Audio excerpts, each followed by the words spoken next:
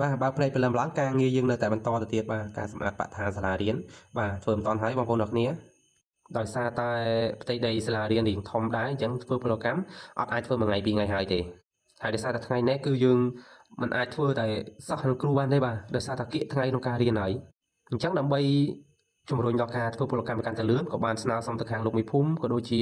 គណៈកម្មការត្រួតត្រងសាលាយើងនឹងមកជួយសម្អាតបរិស្ថានយើងបន្តដូចយើងដឹងស្រាប់ហើយគឺសាលារៀនមិនមែនជាកន្លែងសម្រាប់តែគ្រូបង្រៀននិងសិស្សានុសិស្សទេវាគឺជាការទទួលខុសត្រូវរបស់បាទសហគមន៍ទាំងមូលដែរអញ្ចឹងពួកយើងក៏សហការគ្នាទាំងសហគមន៍ក៏ដូចជាសាលារៀនសិស្សានុសិស្សក៏ដូចជាគ្រូបង្រៀនដើម្បីថែរក្សាទាំងអស់គ្នាដោយបានឃើញរូបភាពបាញ់មិញអញ្ចឹងបាទបងប្អូនទាំងគ្នាមានទាំងអ្នកឆាផ្លែម៉ាស៊ីនក៏មានទាំងអ្នកជួសជុលម៉ាស៊ីនក៏មានបាទធ្វើមកទេជួយគ្នាម្ដាយមួយជើងទៅដើម្បីបានចាប់រួចហើយម្សិលមិញនេះយើងបានកាត់ពីមុខបាទឥឡូវនេះយើងថ្ងៃនេះយើងចូលទៅដល់ផ្នែកខាងក្រោយនៃសាលារៀនម្ដងផ្កាក៏ចេះតែរីកទៅមានអំបៅចេះតែហើក្រេបផ្លិនលំអងផ្កាទៅហើយសិស្សានុសិស្សក៏ចេះតែជួយ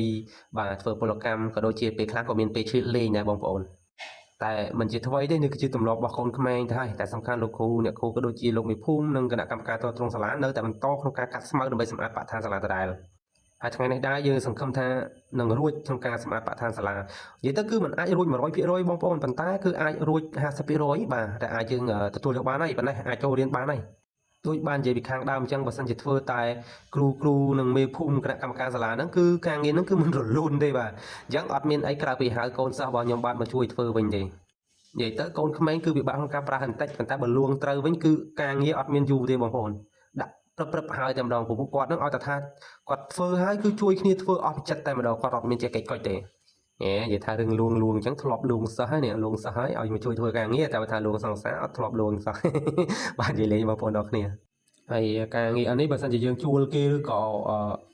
ឲ្យតាក់ទើឬក៏យន្តមកជួបបានប៉ុន្តែនេះគឺបង្ហាញអំពីការសហការក៏ដូចជាការសាមគ្គីក្នុងការចូលរួមសម្អាតសាលារៀនពីព្រោះសាលារៀនគឺជាទ្រព្យសម្បត្តិរបស់យើងទាំងអស់គ្នាសិស្សានុសិស្សលោកគ្រូអ្នកគ្រូក៏ដូចជាសហគមន៍ទាំងមូលអញ្ចឹងរួមគ្នាម្ដាយមួយជើងទៅគឺការងារនេះគឺរលូនយ៉ាងហើយមួយទៀតក៏ចង់បណ្ដុះស្មារតីក្មេងៗឲ្យគាត់ចេះស្រឡាញ់បរិស្ថានដែលចាប់ផ្ដើមពីខ្លួនគាត់ផ្ទាល់កុំអាងអីអាងប្រើលុយឬក៏អាងជួលគេអាងពឹងពាក់គេបាទបងប្អូនអរគ្នា